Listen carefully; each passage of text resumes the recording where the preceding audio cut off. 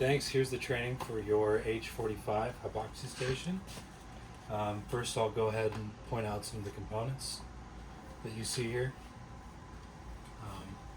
Removable front. These will just pop off and you'll remove it. When you are putting it back on, you'll want to have somebody help you so that you can put the sleeve gassing line underneath. See, I have it sitting on top there.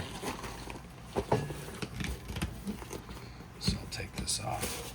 First thing to note is that when you're using the workstation, you won't be able to really see this, but you don't want to tighten it, you don't want to twist this.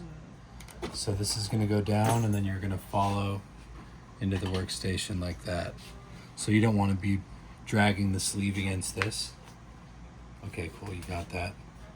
And then when you close the door, especially with this one on the right, you want to turn your body towards it and grab it from the outside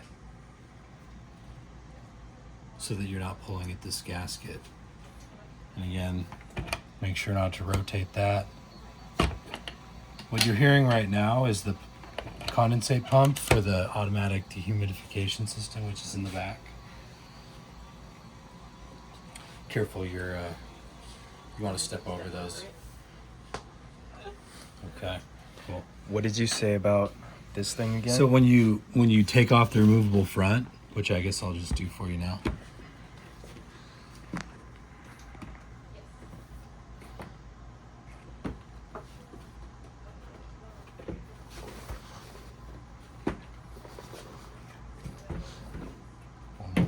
Cool. So you want to have someone just give you a hand pushing this down. Like so, when you put it back on. So, you could do it actually one person, but you don't want to drop this thing, So that's in place.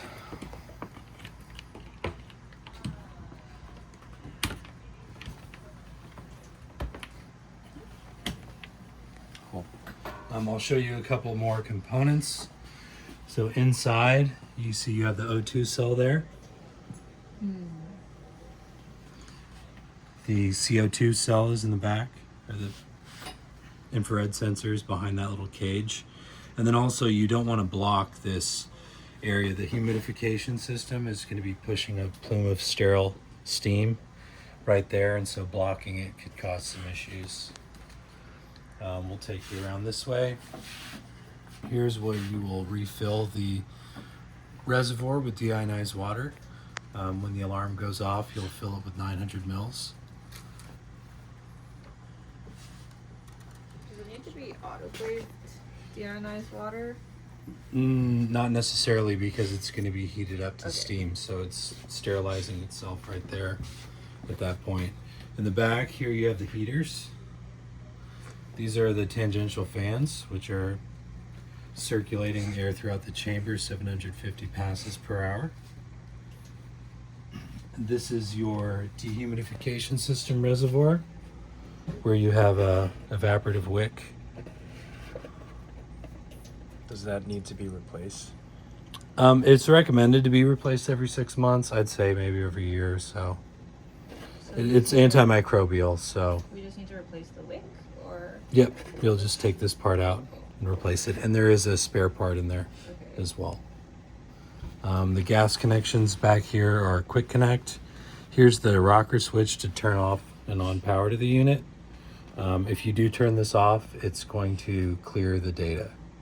So you're going to have an event log and some gas consumption history, as well as a record of the different parameters throughout the chamber. And so turning this off will clear that. So you might want to purchase data logging. So that, we'll go back to the front. You said that there would be like sterile humidified air coming out or something. Where does it come out from? Oh, it comes out from over here. Where? You see where it says caution, do not block? Yep. It's going to come out right behind that. And then this is the reservoir to fill. So you're going to hold this. Oh, so you mean it open goes into the chamber? So the water reservoir is here. Yeah. There's a heat plate it'll drip onto, and then it'll eject the steam. Okay. for humidity. Okay.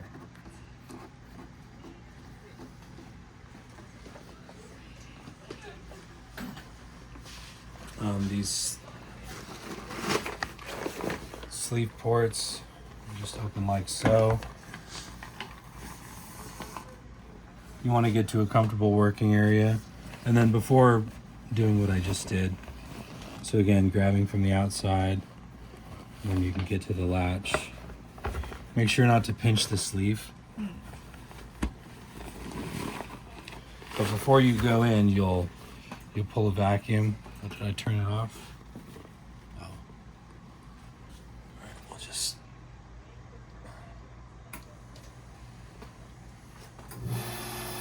pull a vacuum. Gas the sleeve with nitrogen. Pull a vacuum again. And then you're ready to go. Is there like a amount that we need to like pull vacuum and purge with gas before opening? I don't. Like, is there like a number of times we should like vacuum? Oh, with a gas? number of times, probably twice. Okay. Is what's recommended. Okay. And it's all labeled there. It's labeled there. Nice. There's an on-off switch here. Should we turn it off each night? Not necessarily. Well, you could. It's a 9-volt battery in there. So we'll take you to the display screen.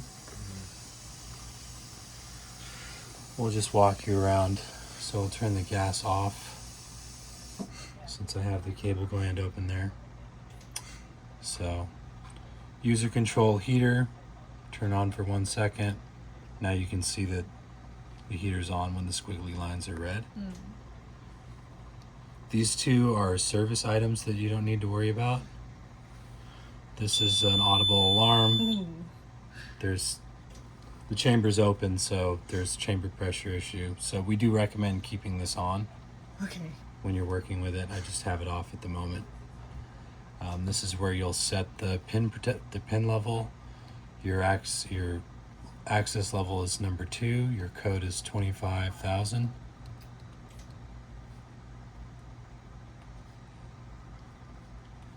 If you move over, there's more options. This is a timer for the light. So if you just want to turn off the timer and have it be on, off indefinitely, that's what I would recommend. But you can set that at different intervals.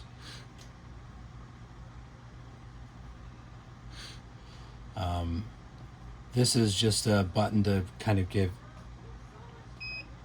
sounds every time you press something. So really no need for that. This is to retrieve backups, which you don't have enabled currently because you don't have data logging. This is going to tell you the gas pressures. These should all be around 3% for nitrogen, CO2, and air. If there's any issues there, give us a call and we'll troubleshoot that with you. The internal workstation pressure should be between 2 and 3 millibar at all times.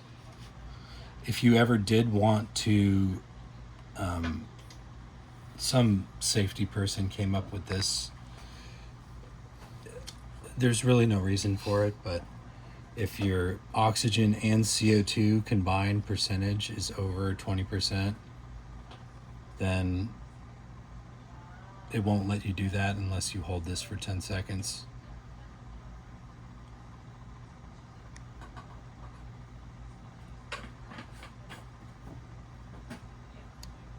So now that's off, but when you go back to the main screen, you'll get this all the time.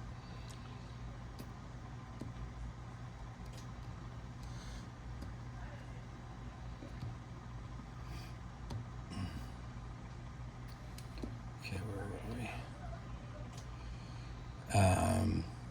Cool, that was on the gas. And this will just tell you your gas consumption and your chamber pressure over time. It'll give you a graph for each of the different. This is the gas usage and this is the pressure. Commissioning cycle is for an anaerobic workstation. You don't need to worry about that. This is the humidity alarm. You're going to want to keep that on. So it'll alert you when the reservoir runs low. At that point, you'll want to fill about 750 mils of DI water into the reservoir that I showed you. This is the humidification system. When it's red, it's on. And this is going to give you just a process log here. All right. So back on the main screen, this is where everything happens. Light, this is the options that we had on. This is turning on and off power to the internal power socket. When this is on, that means that the socket has power. If you want to change temperature, you just set your point here. So let's say 35. You're probably going to be doing everything at 37. Humidity set point here. Probably want that at about 85. Oops, let's turn this off. That's why it's confused. Okay, so to control oxygen, just tap it. Enter your set point. This will tell you what it's set at, and this is a current reading. Mm-hmm. Same for CO2. And then nitrogen you can't change because it's the balance. So temperature and humidity are controlled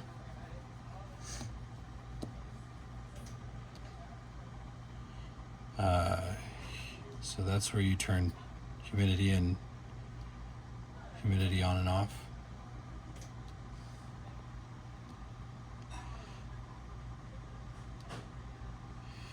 The heater here again, on and off. But then back here is where you would change the set point. Okay. And so this will be red when it's on. Right now it's off. But to change the gas levels, you do it here. So these are independent of feedback mode. In this feedback mode, you'll just press and hold.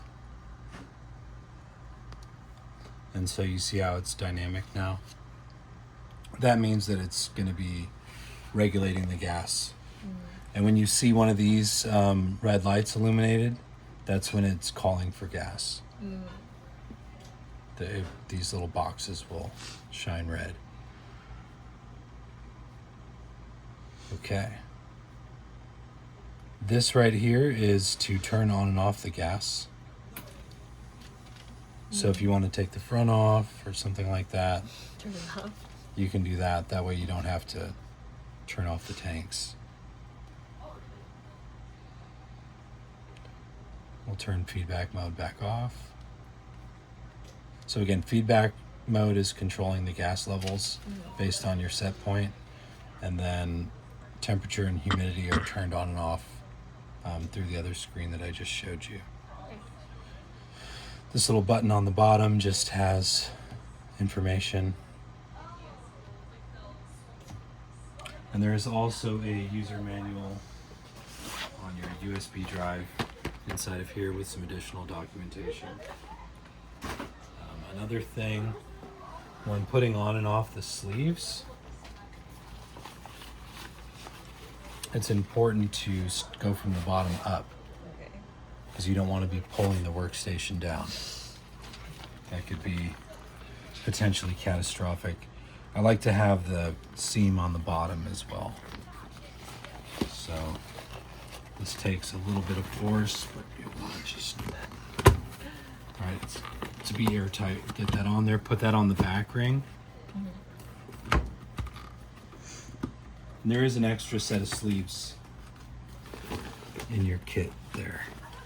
I've got some spares. And then the O-ring goes over like this. How often should the sleeve be replaced? As needed. Yeah, only if you've managed to rip it or something like that. So, turn the gas back on. I do have this open, so This is not what you normally see. The chamber pressure is, you know, at atmosphere. But usually you'd see it between 2 and 3 millibar here. And if you see it dropping a lot when not in use, then you might have a leak. That's what that would indicate.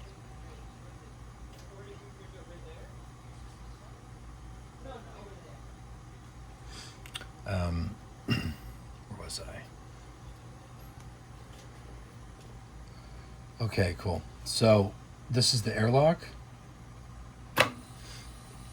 You'll press that, it'll start to flush the airlock with nitrogen.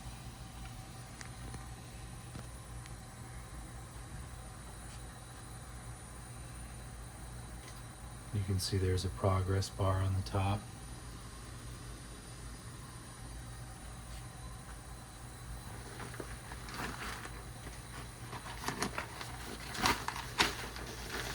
So first you'll open the airlock, put your items in, initiate the airlock flush.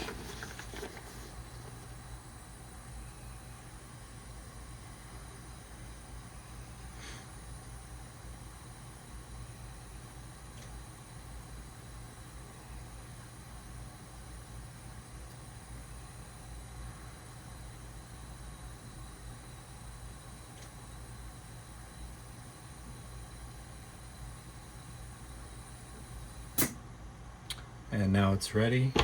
Very fast. You'll go ahead and press this button here. And that'll just open on its own. You can use this transfer grabber to move the tray in. Maybe I have it sideways. Okay, I'll figure out what's going on there. And then to close the airlock, you'll just hold it shut. And then inflator seal will do so. The mechanism is right here. And you can also have somebody help you with the airlock as well. To answer your question earlier about the foot switch, if that doesn't work, you can vacuum and gas the sleeves from here, but you need a friend to help you. So better to just use the foot pedals. A couple more things to point out in here. Another reminder not to grab at this gasket when you close it. How do we make sure this door is closed? Which one? The inside sliding door. So you'll press it against that switch, and then you'll see this rubber inflator seal. It'll inflate and push the door shut. So you know that at that point it's closed. Your temperature probe is that silver looking thing.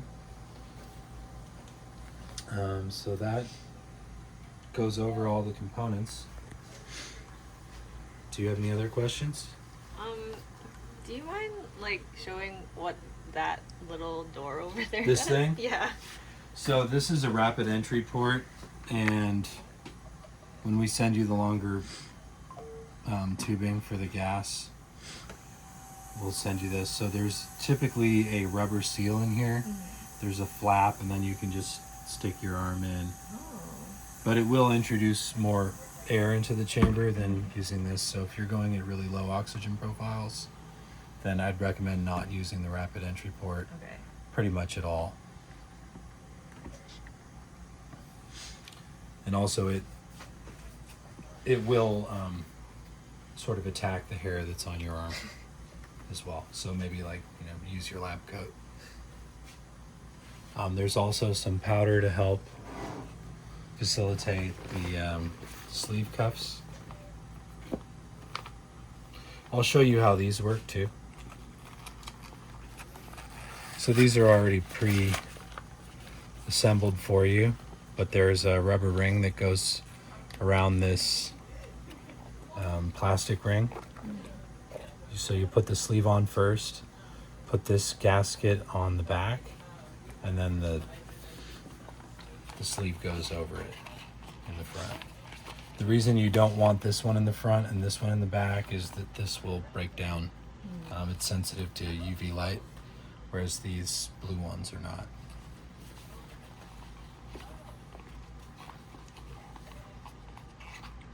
Do you have any other questions at the moment?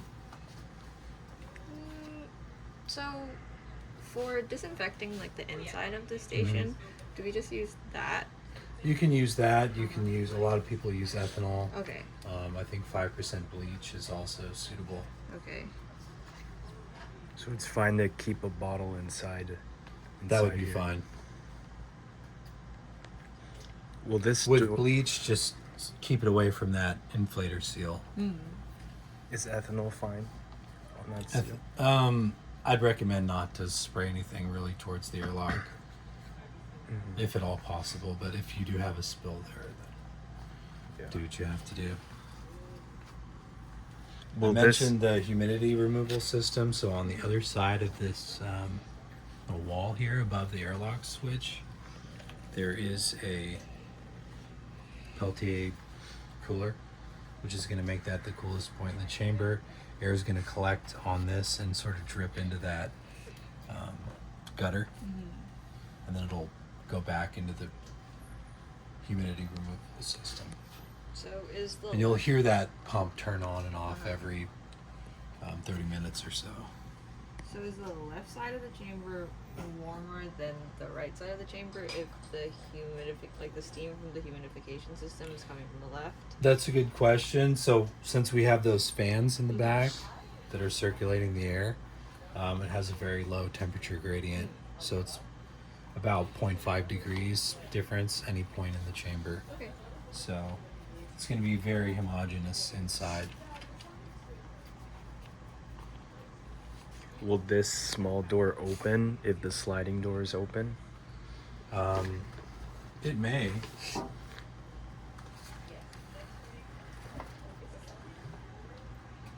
So this is telling you that the airlock is been compromised. Let's see.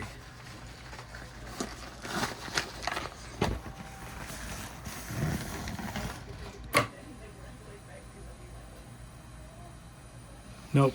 So when I press that, it's initiating an airlock flush again. That's great.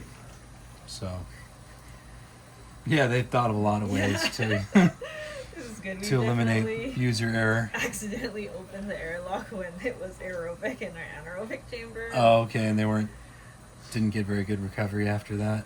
Yeah, it was kind of a disaster. Okay, great question. So it'll initiate the airlock sequence, and that way you can actually have a partner load it up for you if you're busy working. Another question is, let's say we have a big liquid spill in here, and I assume it'll drain under. So this can be actually taken up. So when you remove the front, you can actually remove the flooring. So if you have a big spill, take the front off, take this off. It's not letting me do it because the porthole door is getting in the way. But you can remove the flooring and then clean underneath. Is there any way to do that while preserving the low oxygen? Unfortunately not. I mean, you could. I mean, if you took your sample and put it into a sealed container, and then your cells could, be in that environment while you remove the front. That's what I'd recommend. We do have incubation boxes for jar gassing, or you might have other types of incubation boxes or airtight boxes that you can use. That's what I would recommend, is to put your cultures into that and then remove the front, do what you need to do, and then you'll be back on track.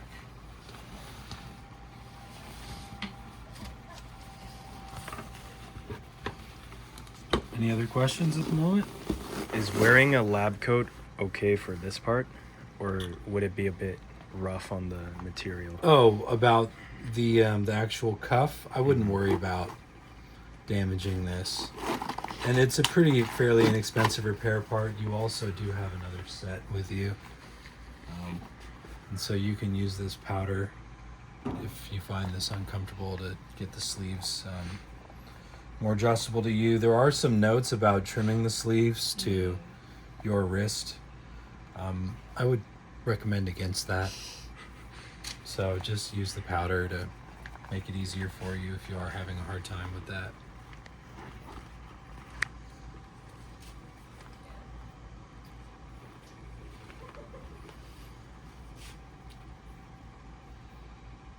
Do you have any other questions? Say we wanted to potentially remove the shelf in there. In the back? Yeah, is that something we'd have to contact you guys about? The or- shelf can be taken out. Oh, cool. Yeah. I think it just pops right off. Oh. No, there's actually, so you'd remove the front, and then there's little Allen screws. Yeah. Okay, cool. So you just unscrew those, it'll come right off for you.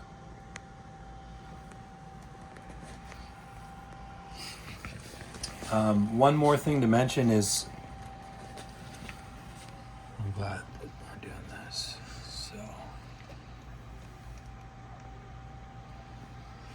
So O2 cell calibration.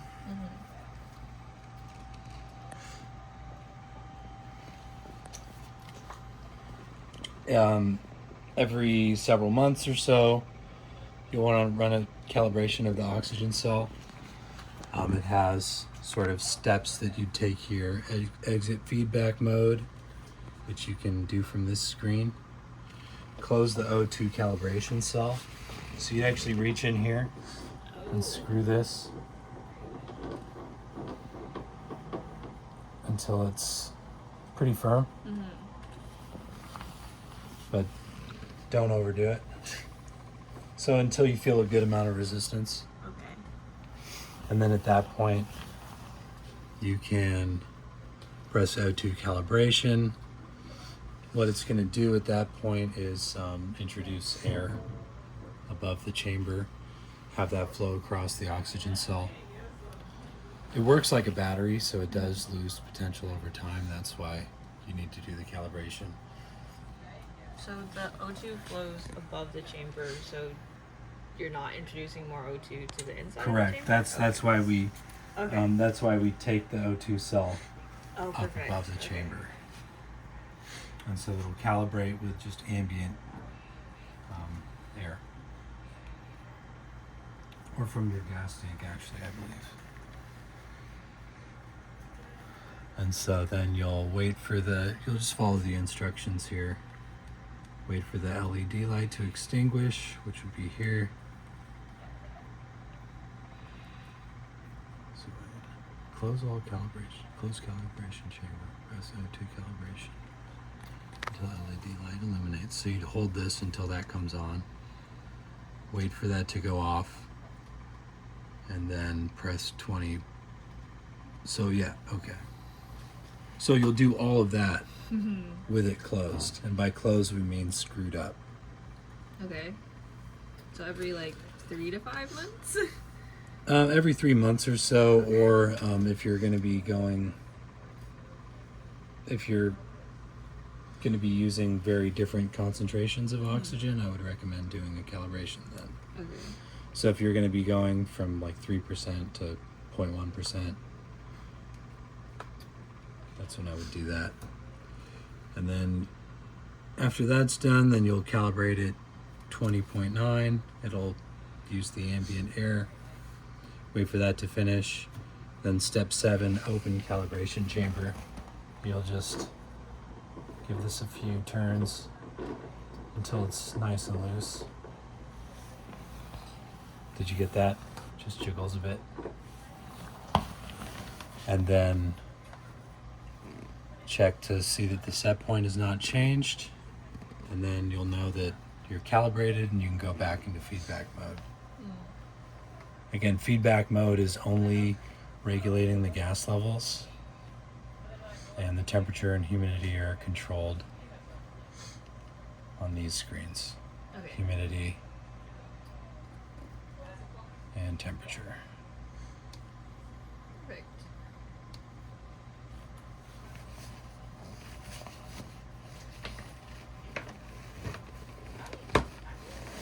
Do you have any other questions? I don't think I have anything. Okay. Well, my number is on the side here. Feel free to give me a call anytime.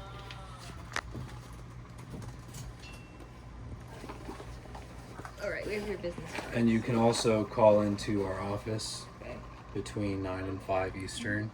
And we have engineers in-house that can support you with any issues that you have. Again, if you see that the chamber pressure is dropping considerably without really doing anything, then you'll want to give us a call Okay. to help troubleshoot any leaks. But it will fluctuate a little bit. And when you use the workstation and you come in through the sleeves, you'll also notice a drop. You'll notice some drop and some activity here, just in response to the overpressure being released by, when you're allowing the pressure to escape through the sleeves. Okay. Actually, I do have a question for Okay. changing out the gas tanks. Mhm. It's just, I assume you just take the regulator off after unscrewing that, and then just fit it into a new gas tank. So the best way to do it would be to just close Okay. here, Mm-hmm. and then at that point you can wrench it off, change tanks. You'll know when this drops, when it's time to change the tank. Yeah. And the pressure is just And the set to pressure is about- set between 60 and 90. Okay. What about changing the wiring? Where's the tubing? The tubing, so yeah, they're quick connects. So now we've got this closed. What you'll do is you'll just press this in. Yeah, don't want to elbow you. Press this in. Closed.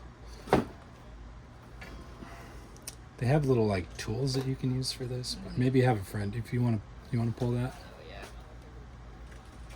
Oh There you go. So maybe have someone help you while you press Okay. in. So, and then to insert it, you'll just press it in, pull it back, and it's stuck.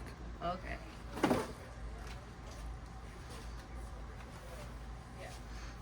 Very cool. Okay. Yeah, 60 to 90 psi. Don't go over 90, or you might have some issues. Or there will be issues. Better safe than sorry. I have them set around 70.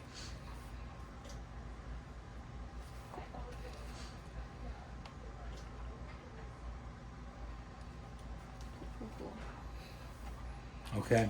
And so now I'll finish up, clean this up for you, fix the cable port, and you guys should be good to go. Very exciting. So what you'll do is when you're finally ready to get this going, you'll just set the oxygen. See, it knew that the gas supply was off.